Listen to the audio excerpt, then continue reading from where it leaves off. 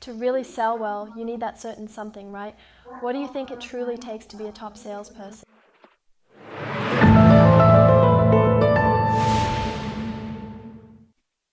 Well, the top skills a top salesperson needs, my opinion is they've all been handed to us right from the cradle. So when I think of a little baby, I picture this sweet, smiling little being who's constantly eager to explore all kinds of new things and is absolutely full of curiosity. Who's out there trying all sorts of things? And honestly, those are exactly the kind of skills you need to be a top salesperson. So let's maybe run through it real quick. First off, having a certain level of curiosity is incredibly helpful. So when I go to the client and I just tell my own story, it's probably not that interesting for them. When actually it'd be way better if I focused more on their needs and what matters to them directly. Ask the client what they truly need, what their key challenges are, and how I can best support them in a meaningful way. So many salespeople forget that. They show up at the client's door or get them on the phone and just go ahead telling their own story. And the customer's thinking, yeah, cool product, but honestly, it just doesn't fit me at all. Mm-hmm. That's why it's absolutely key to stay curious and genuinely ask your customers the right questions. And it's not just about skimming the surface with questions, being genuinely deeply curious is what really makes the difference. So if you really want to find out what's actually causing the customer pain, what problems are they struggling with, and how exactly can I help them with that, that's why curiosity is such a core trait you absolutely need to succeed as a top salesperson.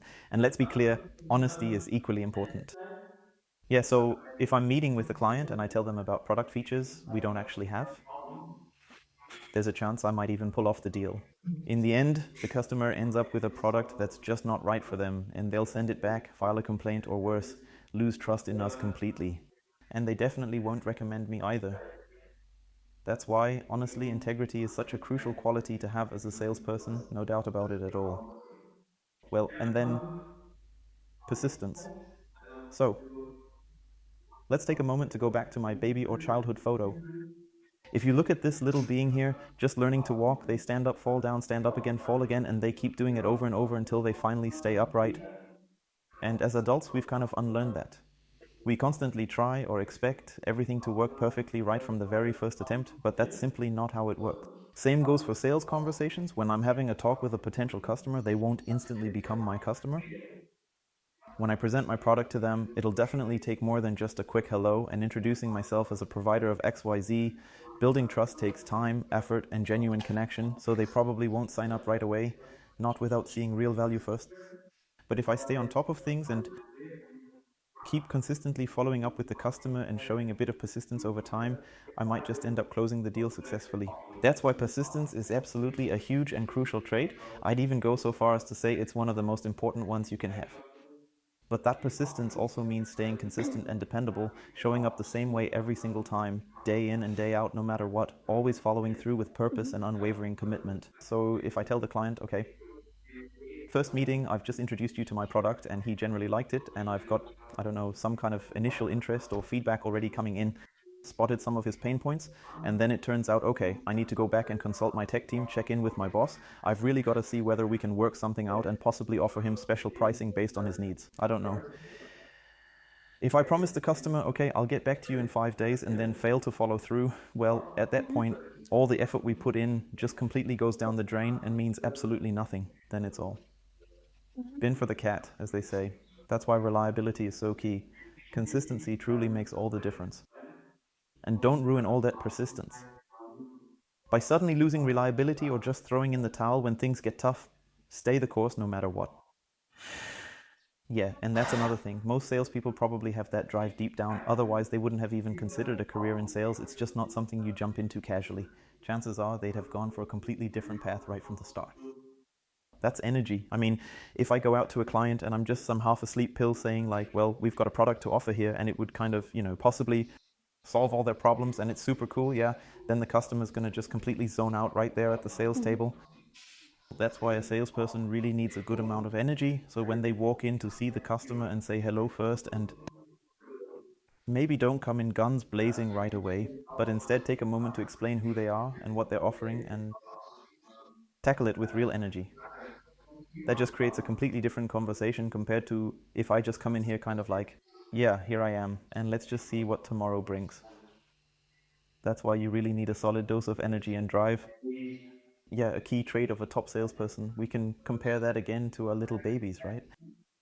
If you look at their energy coming in short bursts, then out like a light for half the day, well, we in sales just can't afford to do that, much as we might like to. But honestly, we can definitely learn from that. Just look at the energy a baby or a child has and how they go all in when they want something with full force and no hesitation. Mhm. Then I think that's actually a really solid comparison to make, and it's exactly what I'm saying. Most of these abilities are already deeply instilled in us from the moment we're born.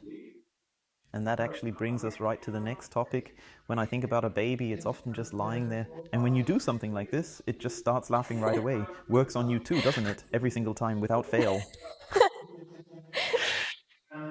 Yeah, and of course, that's such a key quality when I bring humor into play with clients, makes all the difference. So if I don't take everything too seriously, and if I don't need to push my product super aggressively, but instead approach it with a bit of humor and a certain lightness, it just feels more natural that way.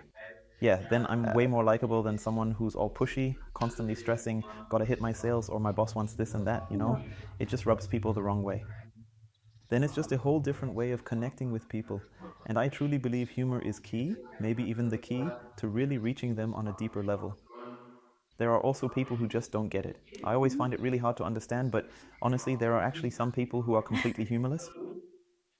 But they're definitely in the minority. Mhm. And honestly, with those humorless folks or people with a dry sense of humor, let's put it this way: they might actually have a sense of humor.